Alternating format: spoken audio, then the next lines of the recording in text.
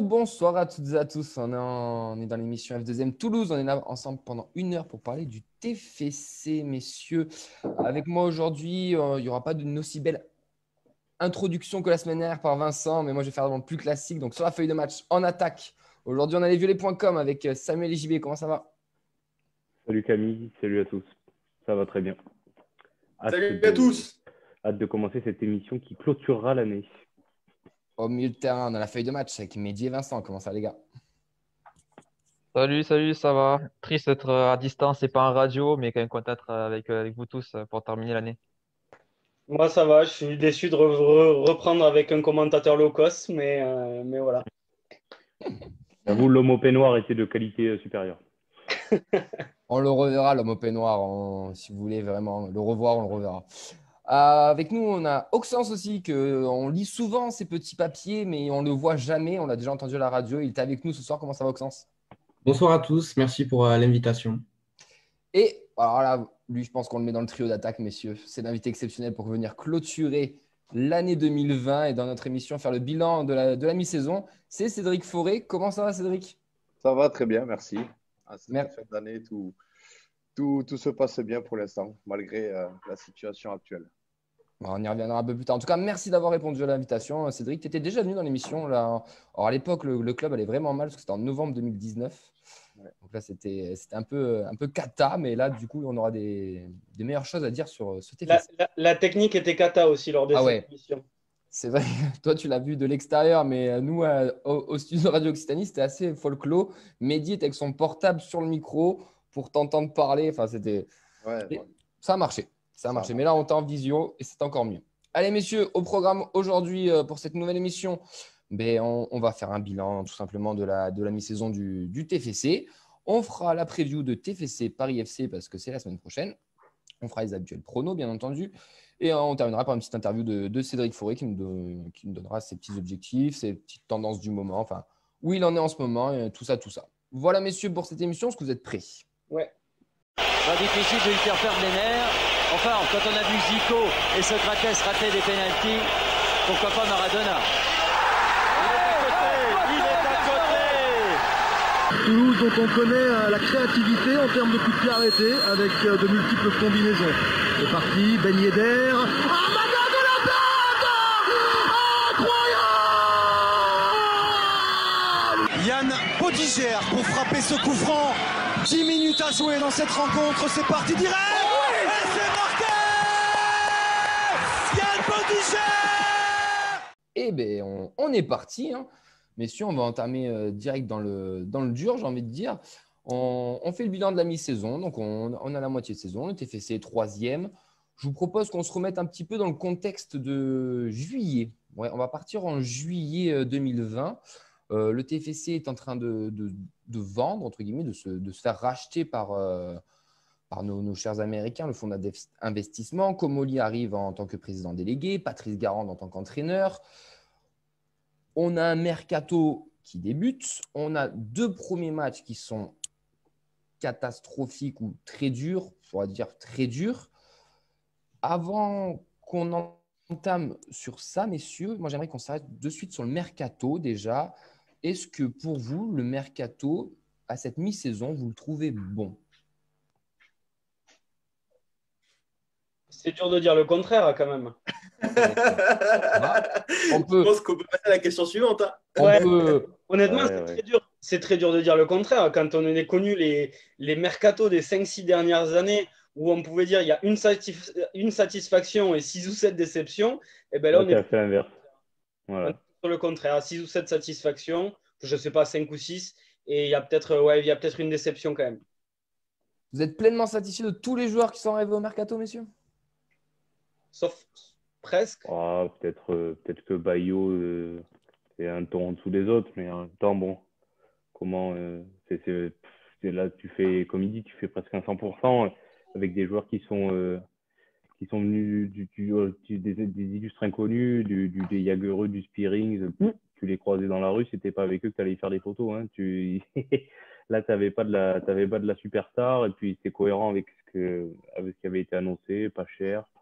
Recrutement d'attaque qui a fonctionné, tant mieux. Tant mieux, tant mieux. Si on se replonge en juillet, quand même, ça a levé beaucoup de doutes parce que effectivement, quand on connaît personne, eh ben, on ne sait pas trop à quoi s'attendre. Donc, Par contre, moi, j'avais dit une chose à JB, je ne sais pas si tu t'en souviens, que Brecht de Jager, c'était un très bon joueur. Oui. Et aujourd'hui, je pense que pour moi, c'est une bonne recrue, surtout en Ligue 2, pour Toulouse. Parce que le joueur en Belgique, moi, je le connais, j'ai joué contre lui. C'est un guerrier, il lâche rien. Et il faisait partie du top 5 chaque saison des clubs. Enfin, il jouait dans un club Gand quand même, qui a été champion de Belgique et tout. Donc, pour moi, quand je l'ai vu arriver à Toulouse, j'avais dit à JB, lui, c'est un super joueur, quoi. Les autres, je connaissais moins. J'étais un peu dubitatif sur l'attaquant anglais. Mais bon, voilà, après… Il ne faut pas dire ça, Cédric. Ouais, c'est un gros mot ici, hein, dans cette émission. Être dubitatif sur c'est grave. Non, mais c'est vrai, voilà, comme un club comme Toulouse qui va chercher un joueur de D3, je pense que je n'étais pas le seul à me poser des questions. C'est tout à fait normal. Et c'est humain. Après, voilà, je ne l'ai pas critiqué, j'ai juste attendu de voir. Voilà. Nous non plus, on ne l'a pas critiqué. JB, tu levais la main sur De Jagereux. Je pense que De Jagereux, ce n'est pas une bonne recrue, c'est une excellente recrue et qui, en plus, et ça, c'est, je pense, pour moi, c'est peut-être le limite le plus important, au-delà de ses performances sur le terrain. Depuis combien d'années, quand on faisait « Qu'est-ce que vous voulez pour le mercato ?» on disait « Ah, il manque un leader au TFC. Ah, il manque un leader. Ah, il manque un mec qui te tient le vestiaire. » Alors, il y a eu Cahuzac, puis il y a eu Gradel, mais c'était jamais… Et là, on a trouvé un mec qui te tient le vestiaire, qui motive de façon positive tous les joueurs, qui te les encourage sur le terrain et qui, en plus, est très bon sur ses matchs. On demande quoi de plus ? On va publier un article avant la fin de la semaine sur le site. Il y a des gens autour du club qui disent les résultats, au-delà de Garande, au-delà des performances, c'est surtout grâce à un joueur qui a une mentalité exceptionnelle et qui a su créer à lui seul, je dis bien à lui seul, une osmose dans le vestiaire, c'est Brecht de Jagereux. C'est à lui seul, il a créé quelque chose et on a vu un avant et un après quand il est arrivé. Auxence. Mais il terminera capitaine. Tu verras, il terminera capitaine. Il était déjà capitaine à Gand sur certaines fois. Il a été capitaine à Gand. Et comme j'ai dit, Gand, c'est une équipe qui a joué la Ligue des Champions et la Ligue Europa. Donc, il a quand même la connaissance du haut niveau. Et le fait de venir ici, moi, ça a été une super recrue pour le TEF. J'ai été surpris de le voir arriver même. Parce qu'en Belgique, il fait partie des meilleurs joueurs, quoi. Auxence. Ouais, c'est ce que j'allais dire. C'est un peu le capitaine officieux du TFC pour le moment. Ouais. Ah, mais totalement. On va y revenir après ça, sur le capitana, messieurs, parce que quelques petites questions pour vous. Moi, De Jagereux, je suis d'accord avec tout ce qui a été dit. Et c'est vrai que c'est la recrue un peu phare du truc. Mais celui qui a quand même changé, qui a créé un petit déclic dans ce TFC, si je vous dis Spearing, messieurs, quand il arrive, je pense qu'on est tous à se dire, oh là là, un Hollandais qui vient du championnat serbe, qu'est-ce qu'ils sont allés nous trouver, machin. Bulgare, pardon, excusez-moi, Bulgare. Et au final, c'est le mec qui nous a apporté de l'équilibre dans ce fameux 3-5-2 que Garande a mis en place. Et depuis qu'il est arrivé, ça tourne correctement au niveau du TFC. Est-ce que vous êtes d'accord avec ça?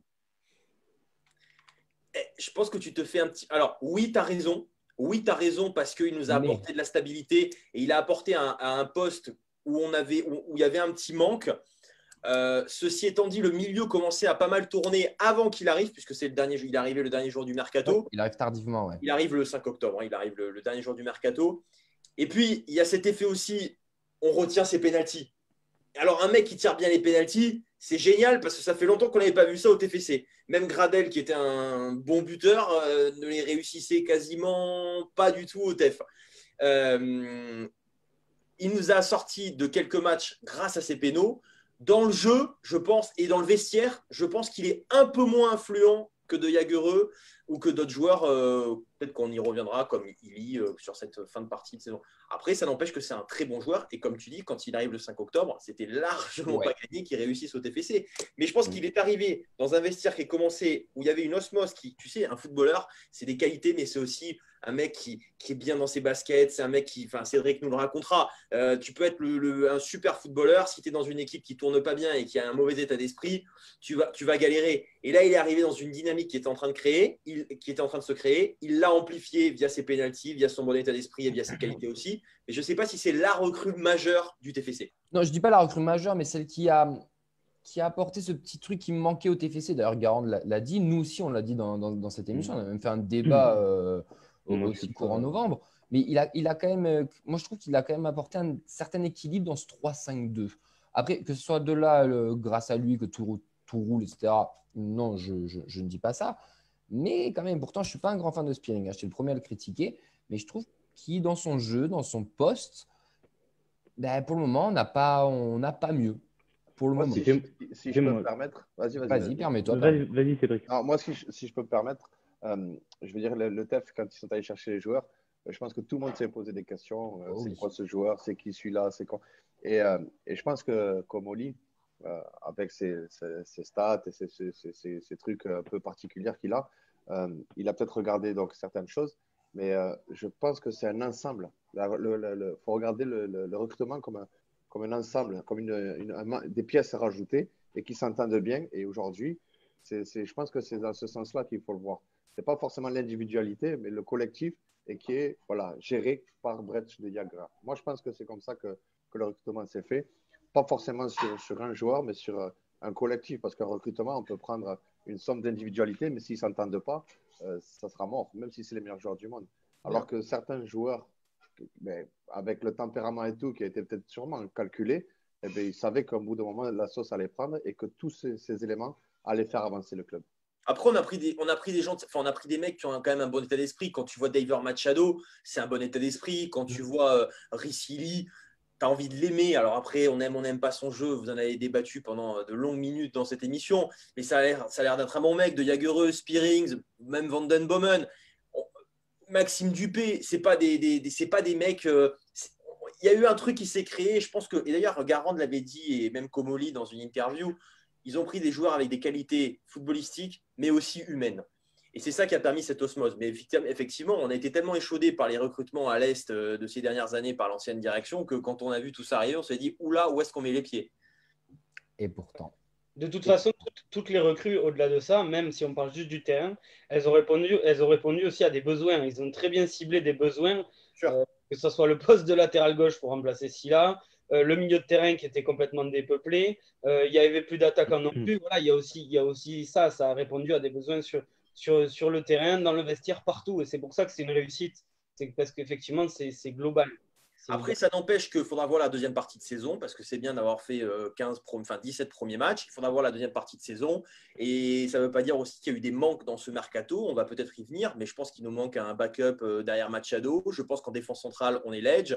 Et je pense qu'en attaque, on est tous déçus par Bakun Bayo. Il y a Ricili qui est sorti sur le dernier mois et demi de compétition de façon un peu exceptionnelle. Mais pas qu'il se blesse ou qu'il a… Voilà. Ouais, mais heureusement, je vais dire, alors avec des si on refait le monde, mais heureusement qu'il est arrivé là et qu'il nous enchaîne les buts, parce que sinon, on aurait fait le bilan, on se serait dit, putain, il nous manque un buteur. Et on a fait des débats dans cette émission, et il n'y a pas très longtemps, on s'est dit, c'est quoi notre duo d'attaquants?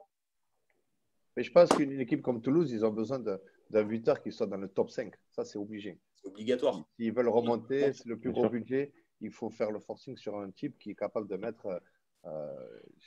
10-15 buts dans la saison. Ça, c'est… Ouais, mais ça, c'est tu le sais mieux que moi, mais les attaquants, c'est ce qui coûte le plus cher. Et je pense que c'était pas non plus dans l'idée de la direction d'acheter forcément, tu vois, un top joueur avec forcément des acquis de Ligue 2, ce qui nous aurait rassuré au départ. Pour monter, de toute manière, il faut la meilleure attaque et la meilleure défense. Enfin, l'une des meilleures défenses. Donc, chaque saison, c'est comme ça, c'est prouvé, puisqu'on aime les statistiques. Après, quand tu vois que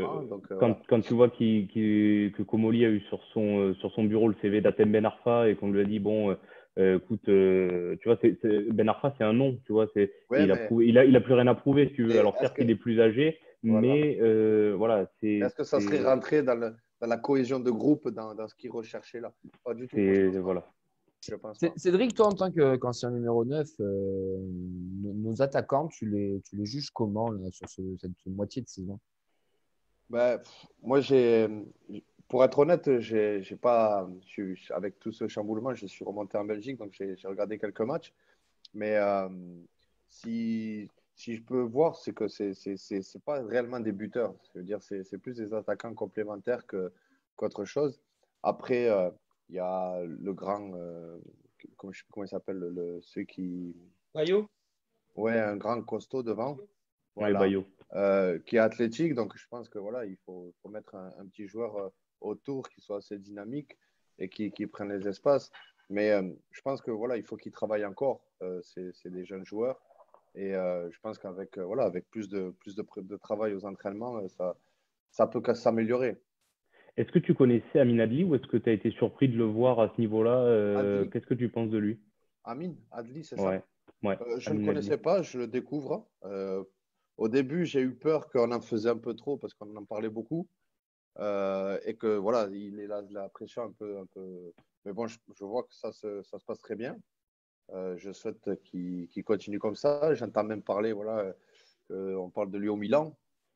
Faut aller doucement, voilà, faut le laisser éclore, faut le laisser mûrir, et on pourra parler du Milan un peu plus tard. Mais aujourd'hui, ce qu'il fait, il apporte à l'équipe, et c'est bien la jeunesse. Ça me fait penser un peu à l'époque des Pichoun, hein, voilà, on était tous jeunes, on était tous insouciants, et c'est ce que le groupe doit garder, cette insouciance, surtout les jeunes, l'insouciance, avec quelques anciens comme on avait Prunier, Revaux, Brel Yagra, même les défenseurs qui sont un peu plus âgés. Donc, je pense que c'est. Ça suffit selon toi, parce que le TEF a toujours l'effectif le plus jeune de deuxième division, de Ligue 2. Ça suffit deux cadres comme ça, parce qu'on peut dire que Gabriel Sen il a 28 ans de mémoire, et Jaguerre 29, il n'y a pas beaucoup de joueurs qui approchent de la trentaine. Deux, ça suffit? Si nous on fait, ici je fais le rapport avec Toulouse, à l'époque on avait Revaux, Lièvre, qui était vraiment titulaire. Après, c'était que des jeunes autour. On était entouré par Bancarel, on était entouré par. Il y avait Lièvre aussi, pardon, il y en avait 3. Donc voilà, il y avait 3-4 joueurs. Après, on n'était pas non plus. Il n'y avait pas beaucoup d'anciens joueurs. Hein. Le plus vieux des jeunes, c'était moi. J'avais 21 ans ou 22 ans. Donc, c'est pas. Voilà, je veux dire, ça peut arriver, ça peut y aller. L'insouciance, c'est la plus belle des qualités aujourd'hui qu'ils ont. C'est-à-dire attaquer ce championnat. Au début, on les a vus en difficulté. Tout le monde disait attention qu'ils ne descendent pas. Mais il fallait que la sauce prenne. Et aujourd'hui, ils sont bien passés, ils sont bien partis. En parlant de Pichoun, Cédric, on a Issoudao qui nous regarde. Et du coup, on lui fait un gros coucou. On l'avait reçu dans l'émission déjà. Et il y aura bientôt une émission avec lui, JB, si je ne me trompe pas. Bien sûr, avec Issoudao, officiellement, bien sûr que oui. En parlant de début de saison un peu compliqué, Cédric, la transition est toute faite. J'ai envie de vous dire que le match déclic, c'était peut-être la première victoire qu'on a eue depuis face à Auxerre, qui était suite à une terrible série de défaites et de matchs nuls qu'on avait eu entre Ligue 1 et Ligue 2. Est-ce que pour vous, ce match, c'est vraiment le déclic ou il y en a un autre qui vous a marqué plus particulièrement dans cette moitié de saison, messieurs? Auxence, peut-être, on ne t'a pas trop entendu encore. Non, je pense que tu as tout dit. C'est le match contre Auxerre qui a fait un déclic parce que voilà, il fallait stopper cette série. Et je pense par exemple au Morera, au Amiens qui était là depuis la fameuse saison de 2019-2020 où ils avaient connu cette terrible série. Et je pense que ça leur a fait du bien mentalement d'arrêter ça et d'y assister.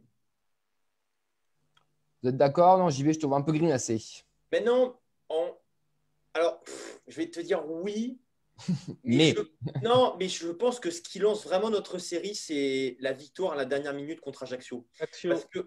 Parce que après, en fait, contre Auxerre, c'est la joie, en fait, tu es libéré. C'est plus de la libération, Auxerre. Mais derrière, tu joues contre toi, tu fais 0-0-0. Contre Ajaccio, tu gagnes à la dernière minute. Spearings, ta nouvelle recrue, met un penalty. Tu es dans la difficulté. Tu joues à 10 pendant 80 minutes. Et derrière, tu lances une série. Tu vas battre Rodez et tu bats Amiens. Donc derrière, tu vois, tu enchaînes 3 victoires d'affilée. Donc pour moi, Ajaccio, je pense qu'Auxerre, c'était de la libération. Ajaccio, c'était vraiment la confirmation et le lancement de quelque chose. Si tu n'as pas Auxerre, est-ce que tu fais Ajaccio? Non, mais après, je ne sais pas ce que tu appelles match déclic. Oui, bien sûr que la première victoire, c'est forcément ton match déclic. Mais je pense qu'il s'est passé vraiment quelque chose et que ça a vraiment lancé. Ça je suis d'accord. Ça, je suis d'accord. Mehdi, tu avais l'air d'accord avec Ajaccio? Oui, je suis d'accord avec Ajaccio, mais je suis d'accord avec vous deux. C'est-à-dire qu'à mon avis, les deux sont très importantes et il n'y a pas qu'une victoire. Il y a ces deux-là qui ont vraiment lancé, qui ont tout lancé. Auxerre, c'était pas, voilà, ça a juste fait du bien aux têtes, comme l'a dit JB, parce que tu sors d'une spirale négative et beaucoup n'avaient plus gagné depuis pratiquement 1 an. Et c'est une souffrance. Pour moi, avoir vécu des fois des soirées, des saisons, même en foot amateur, où tu galères, c'est chaud. Et tu te débloques Van den Boomen aussi au passage. Ouais. Et puis à Ajaccio, un match complètement pourri où tu t'en sors et tu te dis, ben voilà, même ces matchs-là pourris, ben, tu peux aller les gagner, il va falloir jouer jusqu'au bout. Je ne suis pas d'accord avec toi, pourri, sur Ajaccio, parce qu'à 10 contre 11, ce qu'ils ont montré, ce jeune groupe là, avec la première de Rouault, tu vois, c'était pas totalement dire que c'est pourri. Le jeu, c'était pas ouf, quoi. Il y a pratiquement. C'est ça qu'il voulait dire. Ouais, mais c'est quand même à remettre dans le contexte. À 10 contre 11 rapidement, t'as un jeune de 18 ou 19 ans qui fait sa première en Ligue 2, dans des conditions difficiles. Mais j'ai pas dit que Toulouse avait été pourri, hein. Je dis juste que le match, globalement, c'était un match de Ligue 2 âpre, où il n'y avait pas beaucoup d'occasions. Enfin, voilà, c'était vraiment pas terrible. Globalement, je ne parle pas de la performance de Toulouse. Voilà, c'est un match où tu t'en sors. Des matchs que tu ne gagnais plus depuis des années, tout simplement. Ouais, d'accord. Mehdi ne va pas partir en vacances en Corse, ça, c'est clair. Messieurs, avant qu'on enchaîne sur les tops et les flops de la mi-saison, qu'on revienne un peu plus individuellement, est-ce que globalement, vous êtes satisfait du schéma tactique que Garand a mis en place, ce fameux 3-5-2 qui avait déjà été testé à l'époque de Casanova et qui avait été un peu décrié? Pour le moment, vu les résultats, on ne peut pas dire que ça ne marche pas, mais est-ce que ça vous convient, vous? Est-ce que vous pensez que ça va évoluer dans les prochaines semaines? Ce 3-5-2 de Patrice Garand, Cédric, qui je sais qui est en train de passer mes diplômes du BEF. Ouais. Ce 3-5-2, tu en penses quoi de Patrice Garand? Moi, s'il y a les joueurs qu'il faut, j'adore ce système, parce que c'est un système offensif et voilà, le jeu aujourd'hui, c'est d'aller vers l'avant. Enfin, c'est pas forcément d'aller vers l'avant, mais le jeu offensif, c'est ce que j'aime. Passer sur les côtés, centrer et tout, c'est vraiment un jeu que j'aime bien. Mais il faut les joueurs qui adhèrent au système et qui aussi sont compétents sur les côtés, parce que les joueurs excentrés, c'est les joueurs vraiment les plus importants, parce que sur les côtés, il faut y aller. Et là aussi, encore une fois, on va dire que je fais sa pub, mais Brecht a joué comme ça à Gand en 3-5-2. Donc, on connaît déjà le système, on connaît les choses qu'il faut faire. Et je pense que ça, c'est aussi important. Et je pense que Patrice Garand, ça appuie là-dessus. Ouais. D'accord, les gars? La Gantoise, quand ils battent Lyon, etc., en Ligue des Champions, il jouait comme ça. Et lui, il était titulaire au milieu. Ouais. J'y vais. Ouais, en fait, tu peux pas faire autrement. Moi, ce qui m'avait un petit peu échaudé, c'est après le mercato a pris beaucoup de temps à se faire, c'est qu'ils ont fait toute la préparation en 4-3-3. Ouais. On a fait même le premier match contre Dunkerque en 4-3-3. Et là, on s'est dit, OK, ça va pas. On met des joueurs sur les côtés, notamment Janis Santiste, Ngoumou, qui n'ont pas forcément ni le niveau. C'est pas tout. Avec Koulouris en plus dans cette équipe. Voilà. Donc, c'était pas le bon schéma. Enfin, en tout cas, c'était pas le bon schéma pour cet effectif-là. Et donc, ils ont adapté leur mercato sur enfin, on dit 5-3-2, mais c'est plutôt un 3-5-2. Et finalement, dans l'effectif actuel, on a bien vu que dès qu'on était repassé à 4 derrière, avec sur les côtés Janis Santiste à gauche, ça marche pas. On n'a pas de joueur dans ce système-là. En attendant Wesley Saïd, le retour, et en attendant éventuellement une recrue, je ne vois pas comment on peut jouer différemment qu'avec cet effectif qu'en ce schéma-là. Ouais, Mehdi? Ouais, non, juste pour ce schéma-là, je pense qu'effectivement, ça marche, mais ça marche aussi parce que sur les postes clés qui sont les pistons de ce système-là, on n'a pas eu de blessés. On arrive à faire un turnover et moi, j'ai peur que sans doublure, par exemple, pour Daver Machado, ça soit très compliqué de faire toute une saison à 3-5-2, de faire toute l'année que dans ce schéma-là. Je pense que si Machado se blesse, on aura du mal à faire, s'il n'est pas là pendant 10 matchs, à faire 10 matchs en 3-5-2 sans lui, quoi, par exemple. C'est pas faux. Et d'ailleurs, Garand l'avait dit, on a joué à 4 défenseurs il y a quelques semaines. Il a dit c'est parce que c'était contre Niort, je crois. Parce que Machado n'était pas là. Voilà, c'était parce que Machado n'était pas là. Ouais, exactement. Messieurs, les tops et vos flops de cette moitié de saison, qui c'est que vous me mettez sur le trône? Auxence, tu nous mettrais qui dans tes tops?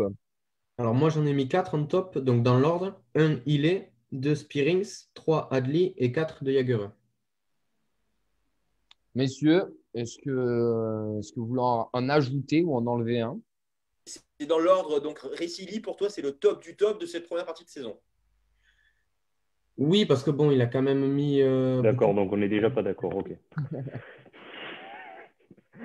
Sur le début de saison, je vais dire. Après, voilà, il ne faut pas négliger les autres. Et vu qu'on a fait quand même un bon début de saison, je pense qu'il y en a quand même beaucoup à faire un choix. Personnellement, je mettrais ça. Mais après, je pense que je ne suis pas forcément d'accord.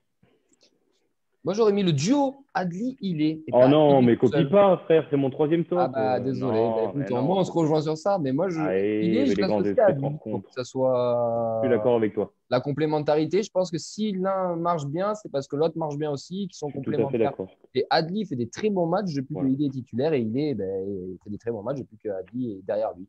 Tout à fait. Ça, je suis d'accord avec Samuel sur Ilé, c'est beau, les gars.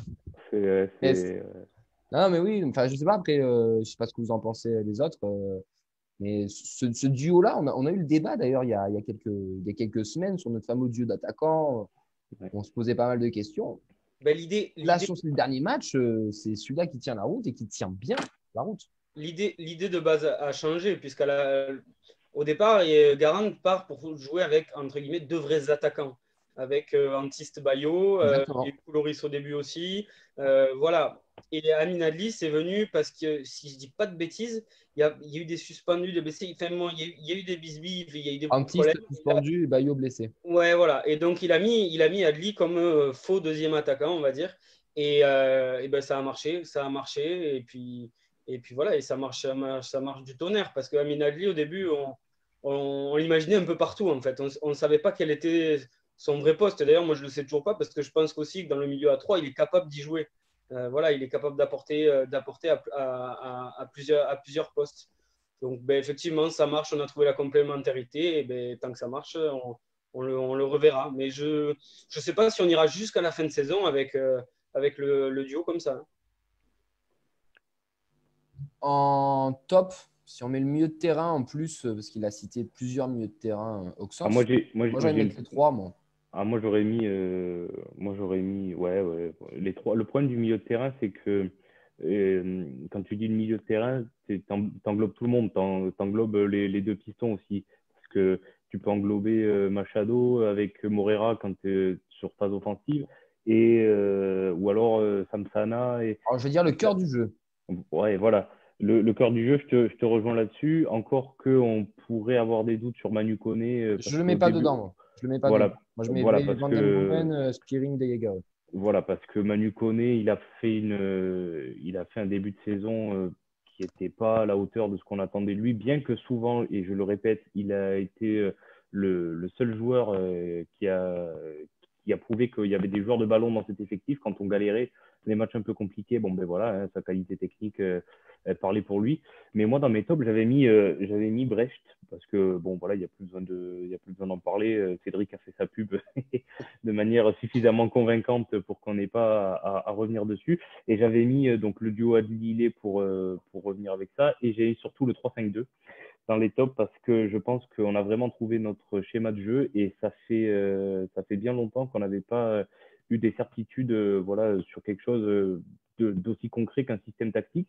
Et ce que j'aime, et je l'ai déjà dit dans cette émission, c'est que même quand on est dominé, même quand les faits de jeu sont contre nous, quand on subit un carton rouge, quand on subit l'ouverture du score, ce 3-5-2, ben, Patrice Garand, il a tendance à continuer de lui faire confiance et il ne se disperse pas, il ne se dit pas bon allez, on a pris un but, on repasse dans un truc plus traditionnel. Non, il a bien laissé aux jeunes le temps de s'acclimater à ce système de jeu et je trouve vraiment intéressant.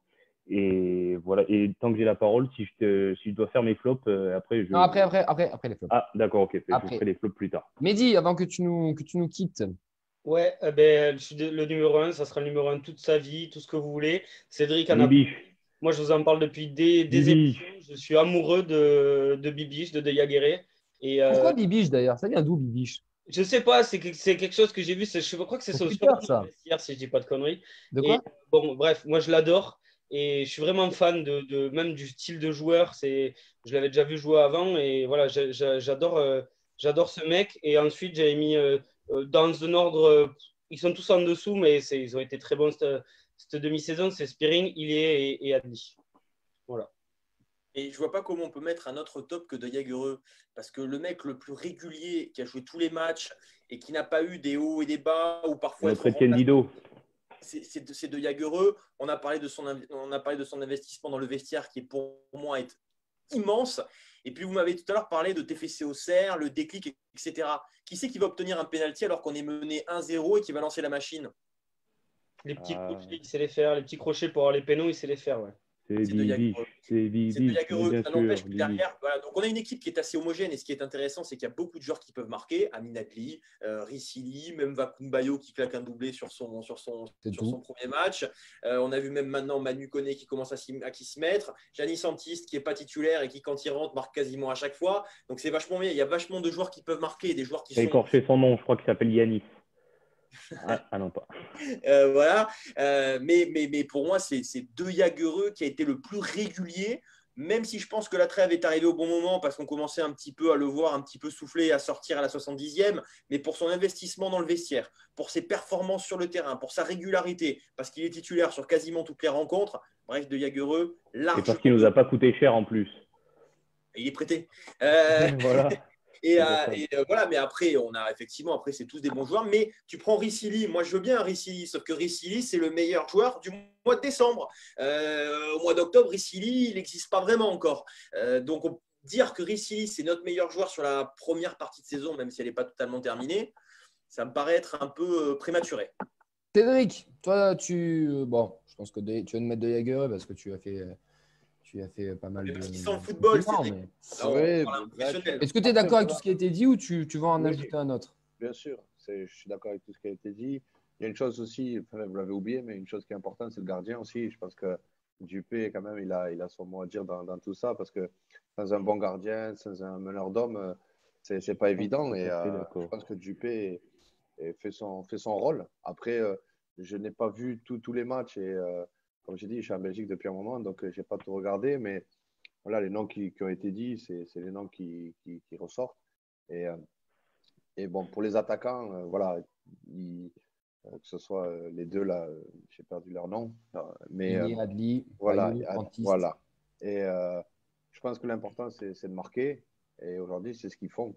Donc, il faut continuer comme ça. Si ce n'est pas un, c'est l'autre. Et comme j'ai dit tout à l'heure, il faut peut-être un attaquant à 10-15 buts pour Toulouse.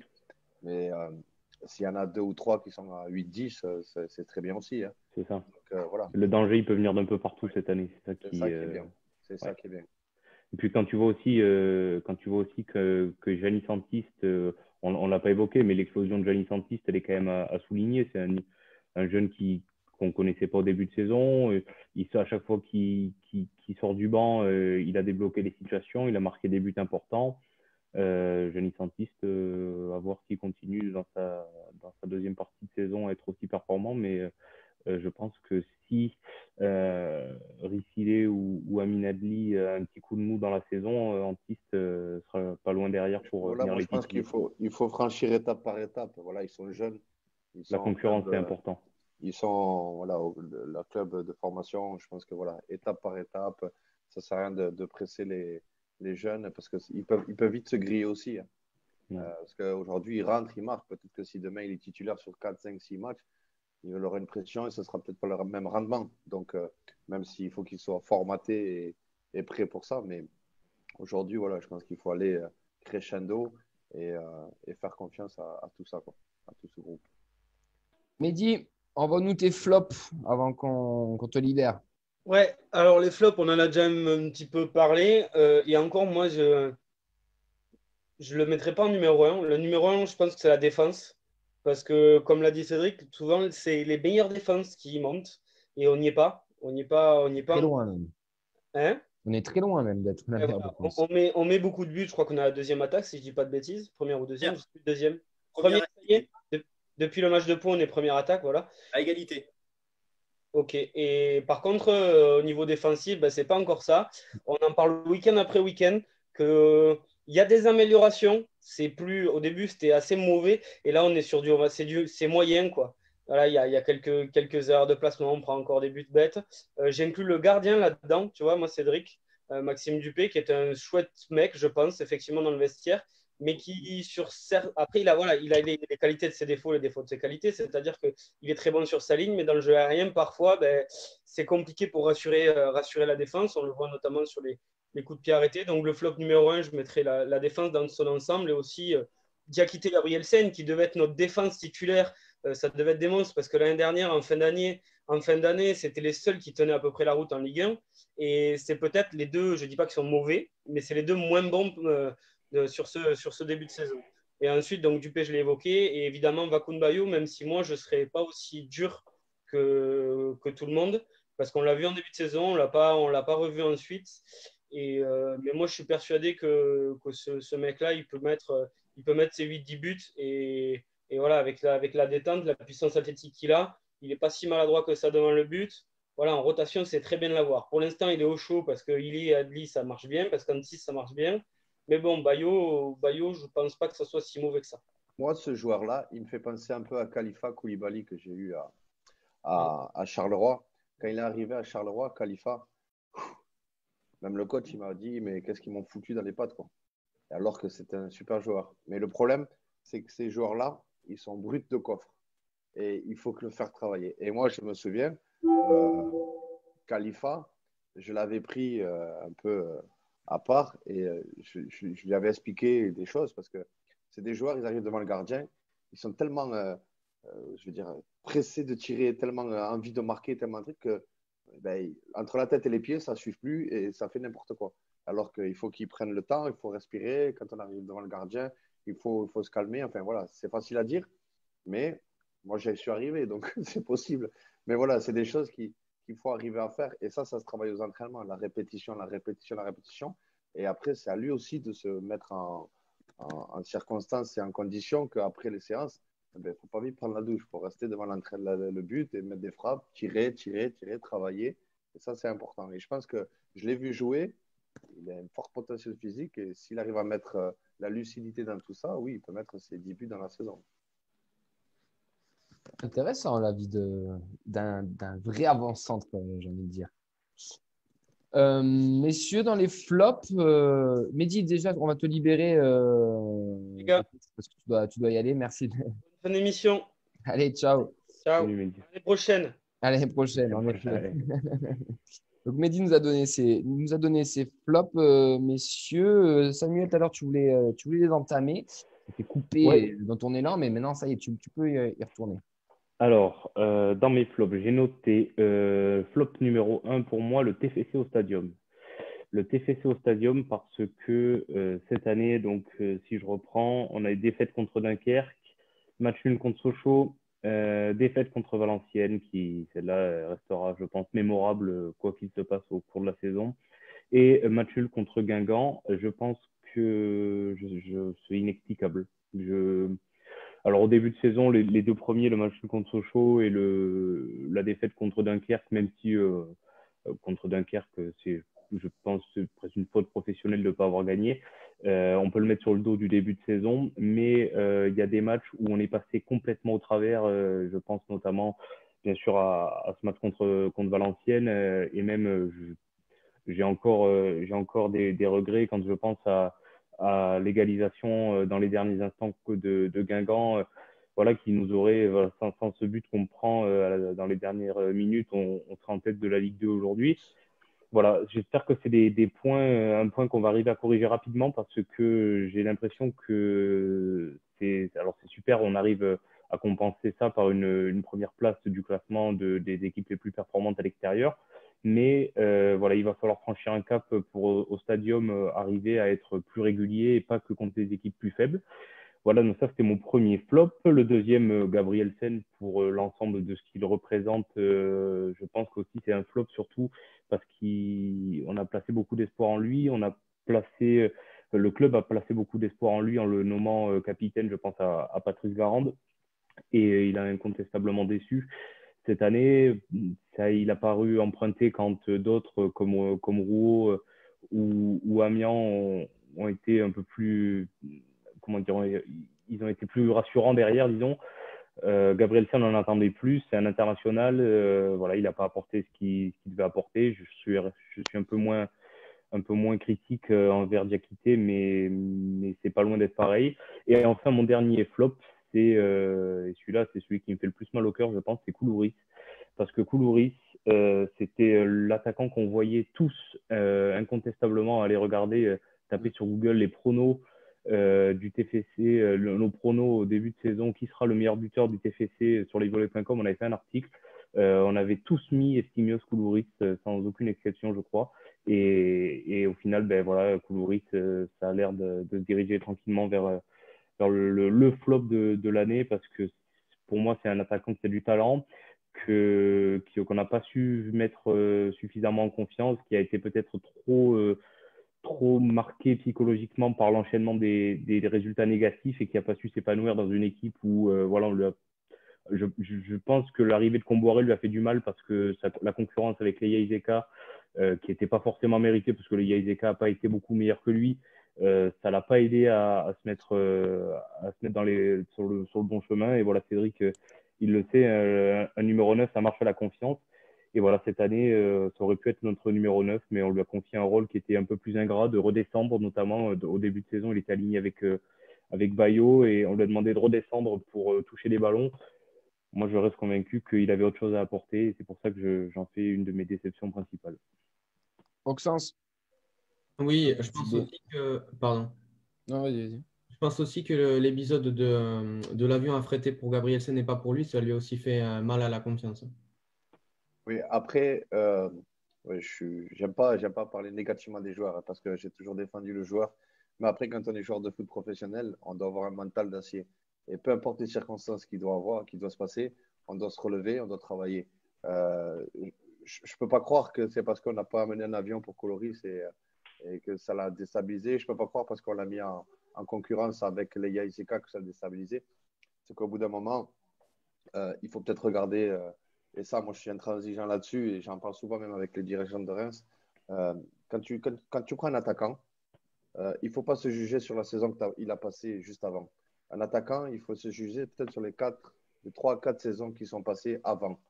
Voilà. Parce que si un attaquant sur une saison, il te met 15 buts, et les saisons d'avant, tu ne regardes pas, mais il a mis 2-3 buts ou 5 buts, il ne te mettrait pas 15 buts la saison d'après. Ça, c'est impossible. Par contre, un attaquant qui met 10 saisons sur les 4 ou 5 dernières saisons, eh bien, je peux te garantir qu'il te mettra 10 buts.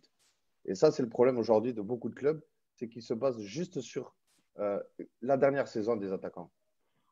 Et aujourd'hui, il n'y en a pas beaucoup. Il y en a 1, 2, 3, ou alors il y en a d'autres, mais ils valent des millions.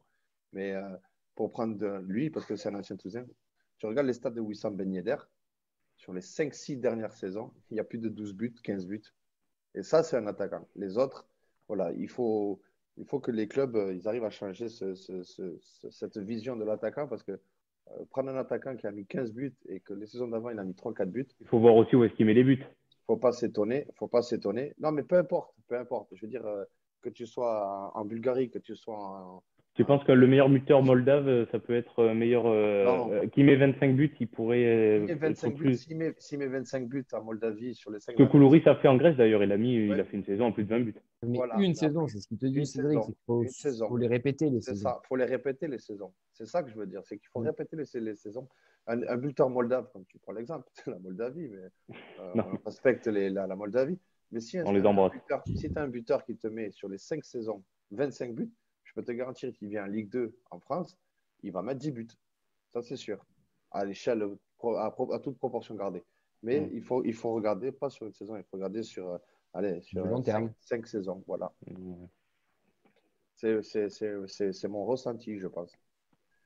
Après, Koulouris, il avait bien débuté l'année dernière. Il met son petit lot de but au début. Ouais, mais il restait sur son capital confiance. Mais au bout d'un moment, je veux dire, la réalité. Après, il avait pour lui comme. Il était dans une équipe qui ne tournait pas du tout. L'équipe avait la tête à l'envers. Ça ne l'a pas aidé, disons. Ouais. Là, cette année, la dynamique est autre. En fait, ce qui me chagrine, c'est que cette année, avec une dynamique totalement différente, beaucoup plus positive et tout ça, moi je me dis que ça aurait été un joueur qui aurait pu, ça aurait dû être refilé, tu vois, pour moi, Koulouris cette année. Oui, bien sûr, bien sûr. Après, c'est pas, je dis pas que c'est un mauvais joueur, il a des qualités, hein. Il a d'énormes qualités, je l'ai vu jouer, il a l'aise techniquement et tout, mais il est peut-être pas buteur, il est peut-être 9,5. Peut-être que dans ce rôle-là, il sera peut-être plus efficace en soutien, ou alors avec un deuxième attaquant parce qu'il a pas, je veux dire, aujourd'hui, quand tu es attaquant, surtout en Ligue 2, il faut quand même de la puissance, il faut être physique, et je pense que lui, c'est ce qui lui manque un petit peu, quoi. JB, tes flops. Après, on enchaînera. Tout a été dit. Juste pour conclure sur Koulouris, moi je vais mettre Koulouris effectivement en flop parce que les autres, oui, Gabrielsen, Diakité, ils ont déçu par moments. Ils ont aussi fait quelques petits bons matchs. Ils ont quand même participé globalement à quasiment toutes les rencontres. Donc on ne peut pas les mettre dans les. Il n'y a pas un méga flop. Il n'y a pas un joueur où on se dit, oh, il n'a pas du tout le niveau dans le 11 de départ. S'il y en a un, bah ouais, c'est Koulouris, ça devait être notre attaquant. Il a eu sa chance, il ne l'a pas saisi. Je pense qu'aujourd'hui, l'aventure du TFC avec Koulouris, ça doit se terminer. Ça fait trop longtemps. C'est pas comme s'il a raté ces 2-3 derniers mois. Ça fait un an, ça fait plus d'un an qu'il n'a plus marqué un but. Il coûte un salaire de Ligue 1. On l'a recruté à 3,5 millions d'euros. Il a quand même encore une petite cote. Il est international. Il faut le vendre cet hiver pour qu'on puisse se débarrasser. Je pense en plus que, tu sais, c'est con, mais dans un vestiaire, et Cédric nous le dira mieux que nous, il suffit d'un petit grain de sable pour que ça aille moins bien. Et un mec qui joue pas, qui traîne la patte, qui est même pas remplaçant, qui, franchement, moi je l'ai vu, je me souviens, j'ai cette image en tête où j'étais à Saint-Privé-Saint-Hilaire en janvier en Coupe de France, où il était titulaire avec Comboiré, Koulouris, il en avait rien à branler. Il en avait marre. Déjà en janvier 2020, il en avait marre. Il en avait marre et ça m'avait sauté aux yeux. Et j'avais dit aux gens et aux journalistes qui étaient sur place, j'ai dit, mais il a plus envie de jouer pour le TEF. Et là, on va pas livrer des secrets, mais oui, l'affaire de l'avion, il en a eu gros sur la patate. Il en a gros sur la patate de ne pas être sur même pas sur remplaçant. Il faut que son aventure s'arrête. Merci Koulouris. On juge sur un statut ou on juge sur les 2-3 premiers matchs de la saison dernière. Il ne sera pas arrivé et il n'y arrivera pas cette saison au TFC, sauf immense retournement de situation. Autant le vendre ou le prêter, récupérer, économiser son salaire et peut-être miser sur un autre joueur là où on peut avoir des manques dans cet effectif. Je pense que c'est important, parce qu'en plus, il a des plus gros salaires, si je ne me trompe pas. Donc, il ne fait pas partie des plus gros salaires, mais disons qu'il a quand même un salaire de Ligue 1.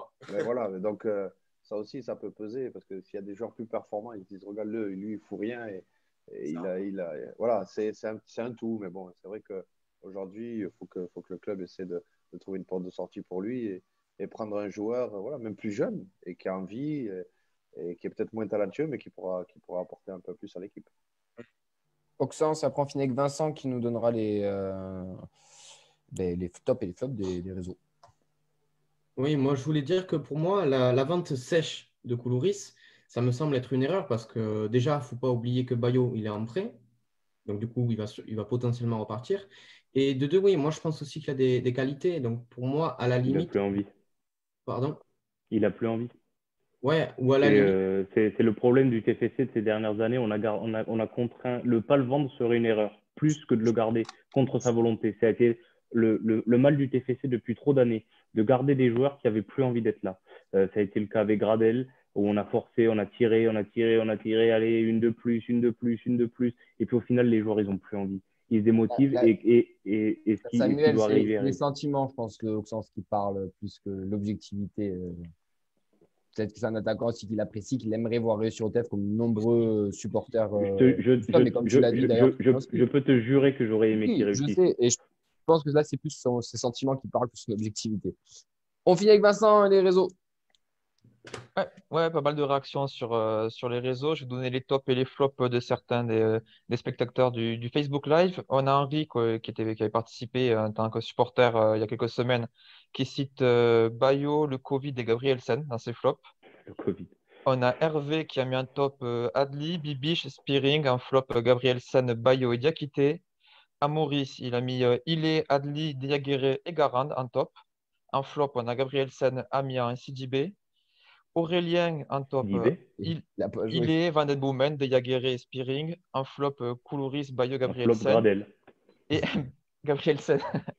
Et peut mieux faire, il a mis Dupé et Diakité. Il a fait une catégorie intermédiaire. Et pour terminer, je vais vous donner mes deux flops. Donc, les stadiers du stadium, qu'on n'a pas vu depuis octobre, complètement transparent. Et la direction du TFC de ne pas avoir recruté Raymond Domenech qui était libre. Quelle erreur.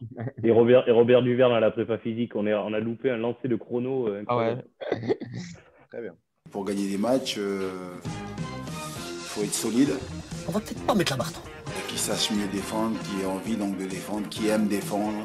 Pour moi, le meilleur, enfin à tous les niveaux, au niveau titre, au niveau façon de jouer. D'aller mettre des tampons. Sébastien Chaval, oui, premier tampon. Vous êtes costaud dans les duels si vous êtes capable d'aller de l'avant. C'est bon, c'est 3 étoiles, c'est un énorme restaurant. Et après on va, je crois, à Rennes, je crois. Qu'est-ce que vous faites là-bas? Les meilleures attaques, c'est parce que donc elles ont les meilleures défenses. Quel pied! Ah, quel pied! Oh putain! Bon, allez, messieurs, sur ça, on va enchaîner. La preview TFC PFC, on va faire juste les pronos pour aller rapidement et après, on passera en quelques mots avec Cédric, histoire de terminer l'émission, parce qu'on a la bourre, donc on risque déjà de déborder un petit peu. Donc, messieurs, Toulouse PFC, c'est la reprise de la Ligue 2. À défaut de reprendre par la Coupe de France, on reprend par le championnat. Et quel championnat? Puisqu'on affronte le top 8 dans tout ce mois de janvier-février. Donc, on entame avec le PFC de René Girard, messieurs. Et je vous attends pour vos pronos. Mehdi nous a dit déjà un petit 2-1 pour le TFC avec des Jagereux buteur et Morera pour lui. JB, toi, ton prono pour ce match? 3-1 Toulouse. Il me faudrait les buteurs. But doublé de Ricili et un but d'Amin Adli, une classique. Cédric, tiens, pour toi, quel est ton prono? Moi, je veux dire 1-0 pour Toulouse. Avec Ressili sur penalty. Obtenu par De Jager. Et l'action de la passe. Ça veut dire que Spearing ne joue pas ou alors il. Spearing, pardon, Spearing. Ah oui, Spearing. Sur Voilà. penalty, oui, Spearing. Ouais, Spearing, c'est vrai. Ça aurait pu être idée, Spearing qui sort, il est en confiance. Ah non. Vincent? Allez, on va dire 3-2 pour Toulouse. Ah non, mais allez. Passe. Incon son camp, Ilé et Gabriel Sen, tiens, grosse cote. Sam? Voilà, 3-2. Je vois des buts. Je vois surtout le bon moment pour jouer Paris qui est un peu moins bien. Je vois des buts au stadium parce que cette année, rien ne sera épargné visiblement au stadium. Donc 3-2 avec un but de Van Den Boomen, un but de Rhys Ilé et un but de Giannis Antiste sorti du banc. Auxence? Toulouse sera plus en confiance que le PFC, donc je veux dire 2-1, De Jagereux et Ilé en fin de match. Okay. On est tous très confiants, c'est pas bon. Hein. Ouais, désolé, je vais casser l'ambiance. Moi, je vois un partout. Sortie des fêtes, le Maghreb était tellement bon qu'on va avoir du mal à avancer. Du coup. Mais il n'y en a pas beaucoup qui restent sur Toulouse. T'as dit quoi? Il n'y en a pas beaucoup qui restent sur Toulouse, donc le Maghreb, ils n'aiment pas. C'est ça. Ouais, mais ils ramènent des produits de la région. Ah, et j'ai vu que pendant les fêtes, Ricilé était allé en Andorre, il a dû se ramener, tu sais, le Toblerone de 4 mètres là, que tu mets sur les Le jambon, il a dû ramener le jambon. Donc c'était des cons. C'était des gros cons. 10 mannequins toulousains sur la pelouse, quoi. J'ai eu au téléphone, il m'a dit fonce au TFC, c'est vraiment c'est une famille. Il y a des joueurs comme Chantôme, comme Jonathan Zibina, ils peuvent t'encadrer. Et puis surtout avec encore plus d'ambition. Tu mens, il ment. Alors on le répète tous les ans. Et il y a des saisons où pérenniser, ça passe d'abord par bien défendre. Allez, messieurs, on va enchaîner. Écoute, on va passer. Alors, d'habitude, c'est une interview de supporter. Bon, là, c'est pas une interview de supporter. C'est une petite interview pour toi. Pour toi, Cédric. Supporter aussi. Mais bon, on va la remixer un petit peu. Tu viens d'être nommé coach de Tournefeuille en R1. C'est ça. Comment ça se passe avec ton nouveau club, Cédric? Avec le club, ça se passe très bien. Le président, c'est quelqu'un qui m'a fait confiance. Je m'entends super bien avec lui. C'est même devenu un ami. Donc, voilà. On a eu un gros mouvement suite au départ de l'ancien entraîneur. Mais bon, aujourd'hui, on est en train de tout reconstruire. Et moi, je suis un compétiteur. L'objectif, pour moi, c'est de maintenir le club. Maintenant, avec tout ce qui se passe, on ne sait pas dans quel sens on va danser. Hein.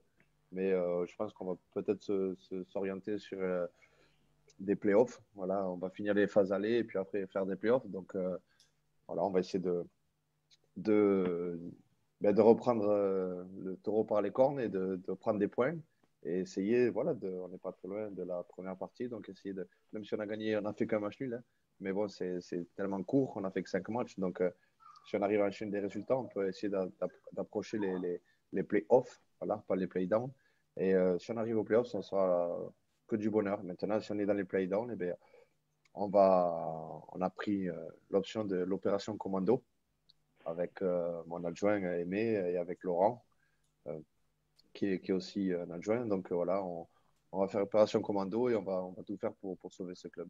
Quand tu as parlé de mouvement, Cédric, si tu m'arrêtes si je me trompe, il y a plus de quinzaine de joueurs qui sont partis, c'est ça? 25, quoi. Tu vois, je m'étais arrêté à 15. 25. Donc c'est quand même sacrément énorme pour un club amateur. Oui, c'est énorme. Et puis, comment tu l'as vécu, toi, cette situation, parce que tu arrives et il y a 25 joueurs qui se barrent? Bah, déjà, j'étais content d'être nommé. Après, il n'y a pas de… Je veux dire, dans la vie, personne n'est irremplaçable. Voilà. La seule chose qui m'a un peu chagriné, c'est qu'avec le Covid et tout, on n'avait pas le droit de s'entraîner au début. Ouais. Donc, j'ai pris les joueurs par les échanges, par la parole. Donc, certains m'ont donné satisfaction, d'autres un peu moins. Donc, c'est pour ça qu'on a décidé de reprendre quelques joueurs à la trêve. Mais bon, c'est comme tous les clubs, que ce soit amateur ou professionnel. Dans la vie, on a des déceptions et on a des satisfactions. Donc, voilà. Mais bon, j'ai quand même beaucoup plus de satisfactions que de déceptions. Mais je sais très bien qu'on va arriver à se maintenir parce que, voilà, dans la vie, il faut être confiant. Et 2021, ce sera une très belle année. Oui, parce que comme tu l'as dit, 5 matchs, bon, 1 nul, 4 défaites, mais bon, c'est le début du championnat, donc la machine va se lancer plus tard.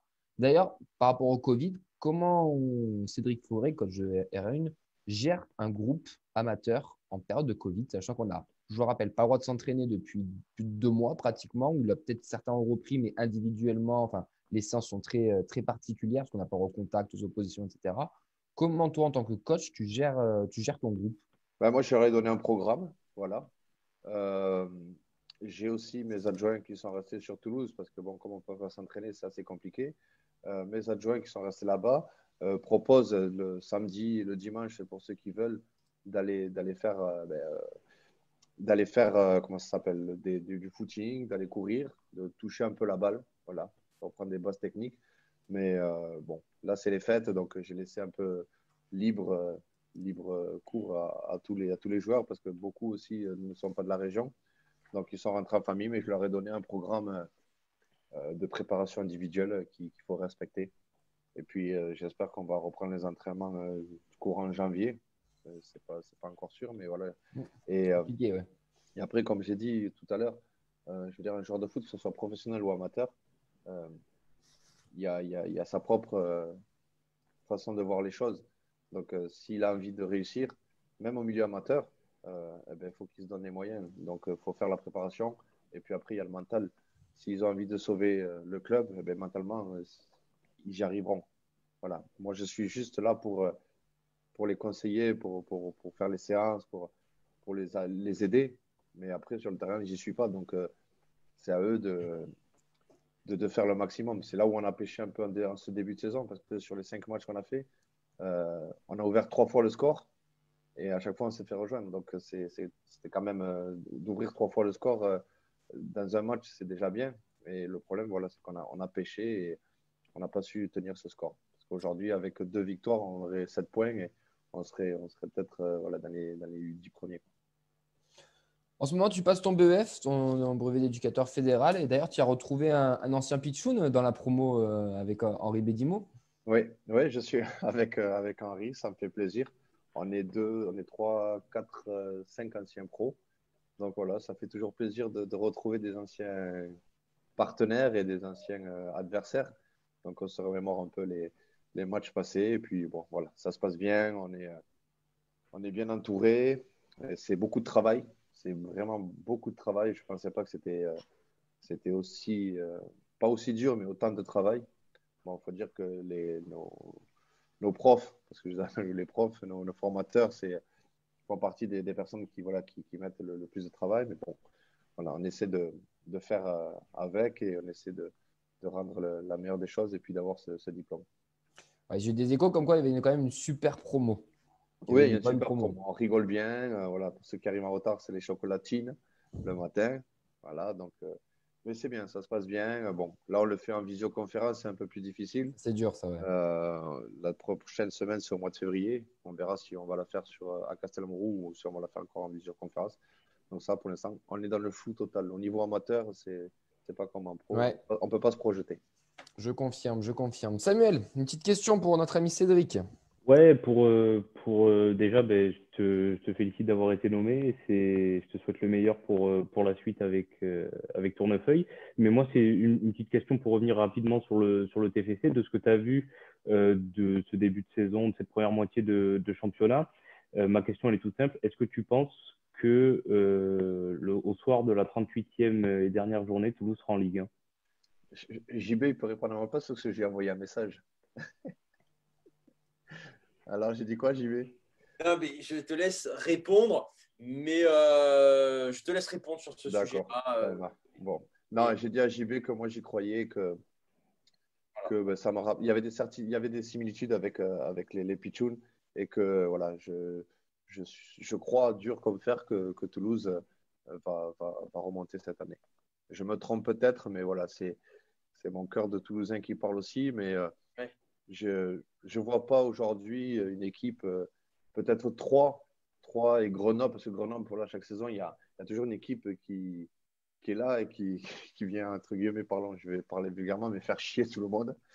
Et Grenoble, cette année a ce rôle-là. Et comme nous, on a vu le rôle avec Reims.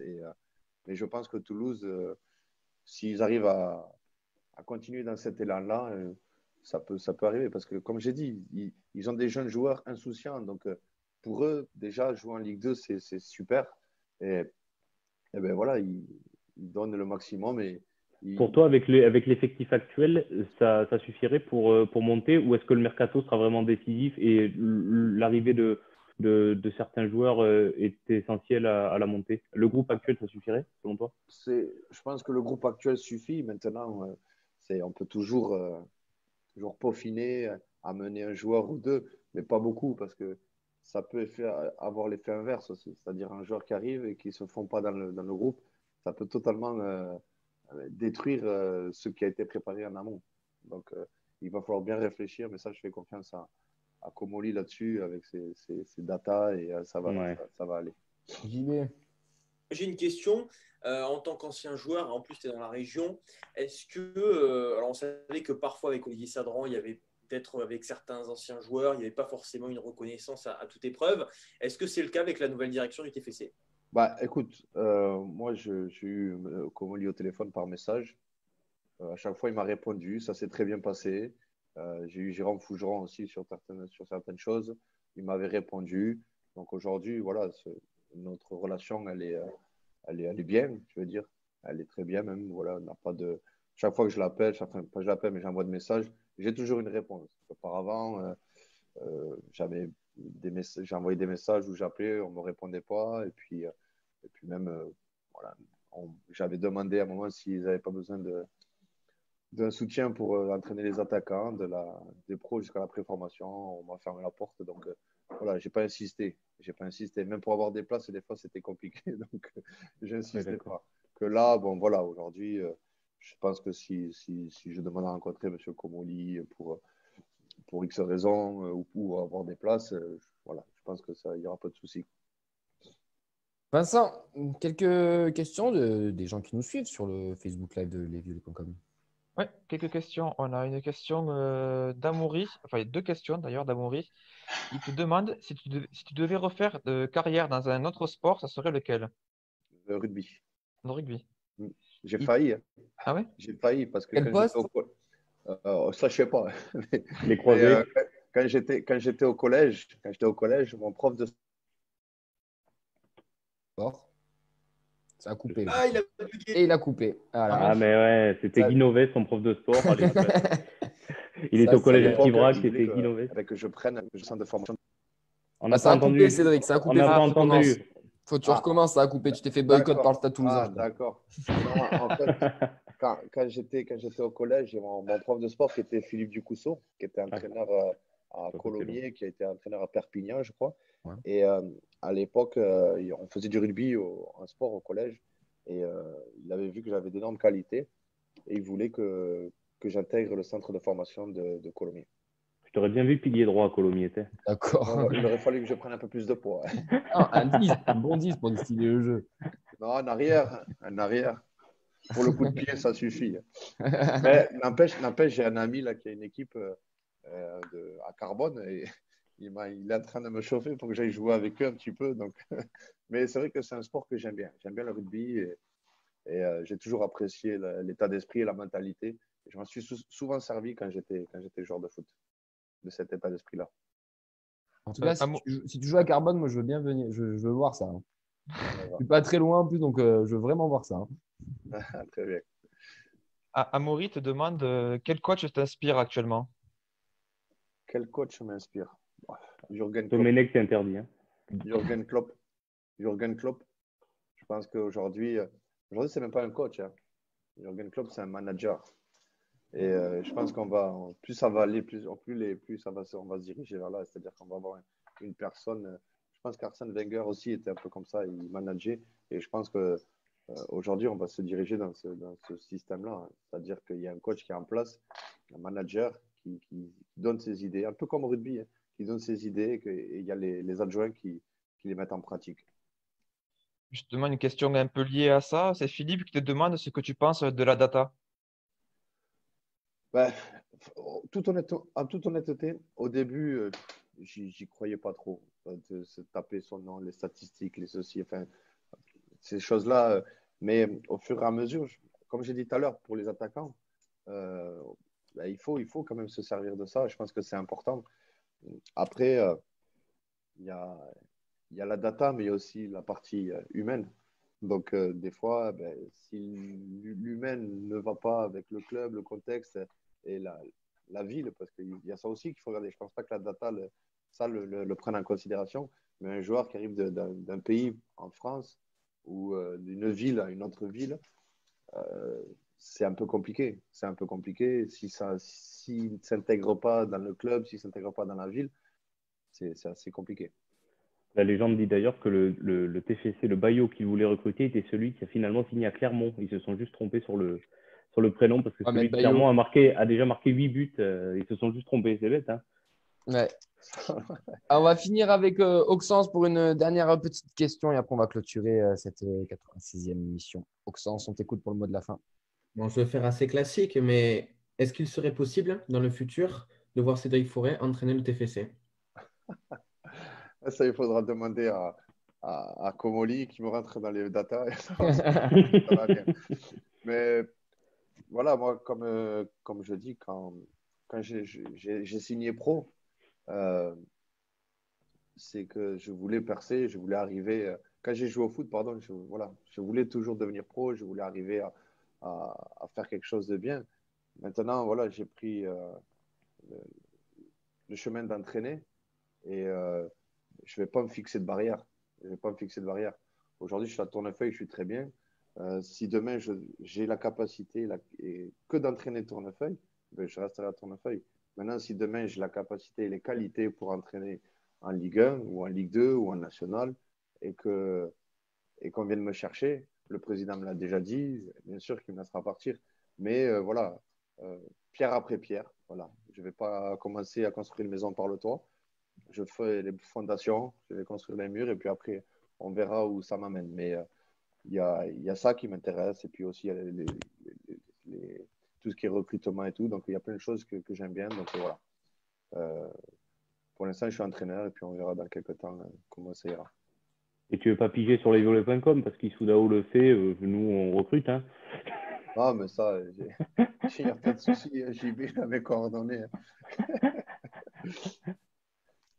Bon, écoute, à défaut d'entraîner le TEF, peut-être que tu entraîneras le Stade Toulousain un jour. Je ne sais pas. Oh là, il y a moins de chance quand même. Non, mais tu vois, ça fait plaisir d'avoir quand même un ancien joueur qui suit le club encore, qui participe vachement bien avec nos émissions et qui n'hésite pas à réagir aussi sur Twitter à certains supporters qui lui demandent des choses et de réagir à l'actualité du club. Et c'est important, je pense qu'on s'imprègne de tout ce qui s'est passé dans le club, de bien et de moins bien depuis 15, 20, 25, 30 ans et qu'on traite aussi bien nos anciens parce qu'ils ont construit aussi ce qu'est le TFC aujourd'hui. Et puis qui est très accessible aussi, parce que Cédric, quand les 2 fois on lui a demandé, il nous a répondu oui, mais de suite. Et ça, je t'en remercie encore vraiment une fois, Cédric Fauré. C'est normal pour toi, mais peut-être pas forcément pour tout le monde. Ou M. Comoli. Et on enlève le costume de joueur de foot, on est des êtres humains. Donc, ouais. En tout cas, merci parce que nous, on est la génération Cédric Fauré, on est la génération Pichoun et on se souvient de tes buts et tu nous as fait rêver dans les années 2000. Alors moi, j'ai découvert le foot avec toi, j'ai découvert le TEF avec toi, Cédric. Moi, perso, je vais un rêve de te parler là. C'est toute mon enfance, réellement. D'accord. C'est un peu le Benjamin Psaume de Mehdi, tu vois. Exactement. Ouais. Non, mais moi, ça me fait plaisir de toute manière. Voilà, après, je sais d'où je viens et je pense que j'ai toujours été accessible quand j'étais joueur. Donc voilà, c'est quelque chose que je voulais garder parce que c'est une anecdote, hein, mais un jour, je suis allé avec Toulouse-Fontaine à l'époque, je suis parti à Saint-Étienne voir un match et l'entraîneur avait fait sortir tous les joueurs de l'autre côté par rapport où on était situés. Et on n'avait pas pu voir les joueurs. Et donc, je m'étais promis ce jour-là que si un jour j'ai la chance d'être joueur de foot pro, je ne pourrais pas décevoir les enfants ou les personnes qui viennent me parler parce que c'est un devoir et c'est une obligation même d'aller vers les gens. Parce que c'est pas parce qu'on est joueur de foot qu'on doit être supérieur à qui que ce soit. Mais les grands enfants que nous sommes te remercient. Et il y avait un supporter de légende du TEF, Jean-Philippe Dean, qui nous a regardé tout à l'heure et qui nous a raconté une anecdote comme quoi tu accueillais des supporters chez toi à l'époque.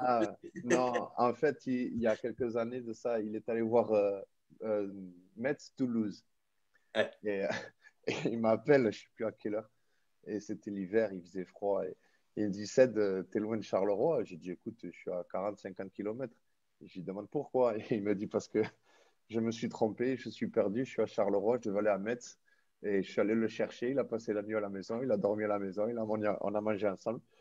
Et je l'ai ramené le lendemain à la gare pour qu'il puisse rentrer.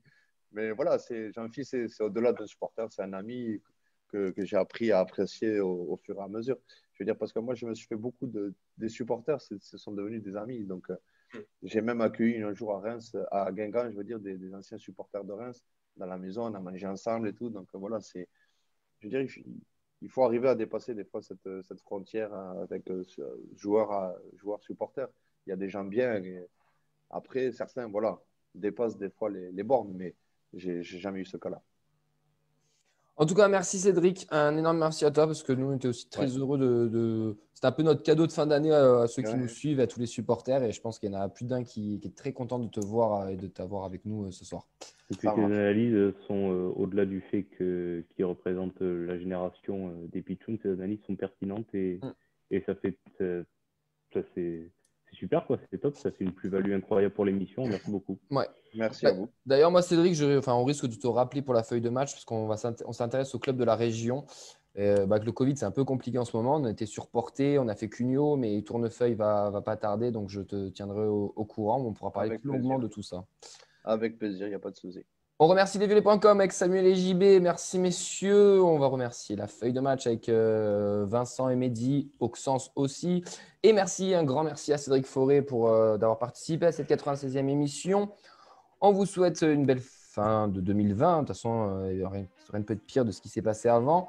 2021 va recommencer d'ici quelques jours. On se retrouvera bien entendu, par contre, pas un mardi, mais un mercredi, parce que le mardi 5 janvier, il y a match, il y a TFC PFC. Donc nous, on sera avec vous le mercredi 6 à 20h pour débriefer tout ça.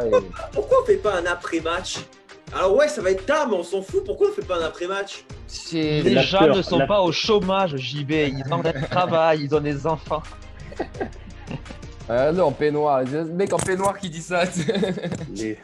Écoute, moi j'avais déjà eu l'idée, mais c'est vrai que ça peut être un peu compliqué. Je sais pas, on verra, pourquoi pas. Écoute, et l'afterfoot qui marche en podcast. Hein. Pourquoi pas. Non, mais JB, c'est plutôt le before en général. Hein.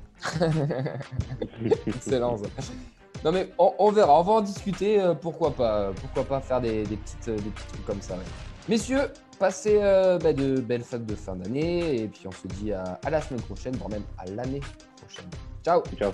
Ciao.